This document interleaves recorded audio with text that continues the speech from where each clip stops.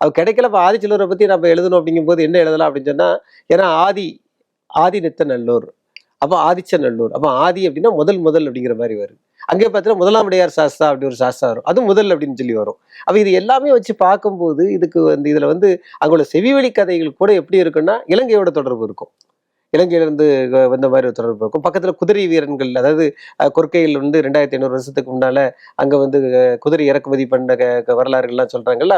அந்த அரபி குதிரைகளை அரபு நாட்டுல இருந்து கொண்டு வந்து பழக்கிய இடமாக அந்த இடம் கருதப்படுறதுக்கான பக்கத்துல கோயில்கள்ல நிறைய குதிரை இருக்கும். அப்படி இந்த மாதிரி விஷயங்கள் எல்லாம் வச்சு வச்சு நான் எழுதினேன். அதான் ஆதிச்செல்லூர் ஆய்வுகள் அப்படின்னு சொல்லி என்னோட ஆய்வுகள். அது எப்படின்னா என்னுடைய குழந்தைகள் எனக்கு என்கிட்ட இப்ப அந்த பையன், என்னோட பையன் வந்து ப்ரொஃபஸர் ஆயிட்டாரு. ஆனா அப்போ அவர் சின்ன பையனா இருந்தாரு. அவரும் அவரு கூட சேர்ந்த என்னுடைய பொண்ணு, அவருடைய நண்பர்கள் எல்லாத்தையும் கூட்டிக் கொண்டு சொல்ற மாதிரி இதை எழுதி வைத்தேன். இந்த எழுதின பிறகு பாத்தீங்கன்னா, அதற்கு அப்புறம் எந்த பத்திரிகையாளர்கள் உள்ளே வந்தாலும் என்னோட புத்தகம் வந்து அவங்களுக்கு ஒரு முக்கியமான ஒரு இது காரணமா இருந்தது.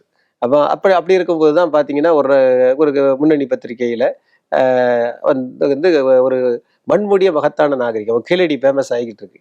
கீழடி ஒரு பக்கம் ஃபேமஸ் ஆயிருக்கும். கீழடி ஆதிச்செல்லூர் மண்மூடிய மகத்தான நாகரிகம் சொல்லி அமுதன் அப்படிங்கக்கூடிய ஒரு ஆசிரியர் வந்து எங்களை தேடி வராரு. தேடி வரும்போது அவர் ஒரு சேப்டர்ல என்ன வைக்கிறாருன்னா, ஆதிச்செல்லூர் புகழ்பாடிய பெருமக்கள் அப்படின்னு சொல்லி என்னுடைய புகைப்படத்தை வைத்து தமிழ்நாட்டில் உள்ள அனைத்து அது பத்திரிகையில வர்ற மாதிரி, அதாவது அவங்க பத்திரிகையில அனைத்து எடிஷன்லயும் வர்ற மாதிரி வச்சாங்க. அப்போ எனக்கு மனசுக்குள்ள கொஞ்சம் கஷ்டமா இருந்தது. அதாவது ஆதிச்சநல்லூர் பண்ணிக்கிட்டே இருக்கோம். ஆனா என்னன்னா நம்மள புகழ்பாடிய பெருமக்கள்னு வேற சொல்றாங்க. ஆனா ஆதிச்சநல்லூர்ல 2004 அகழ்வாய்வு நடந்தது. 2017 வரைக்கும் ஆயிடுச்சு.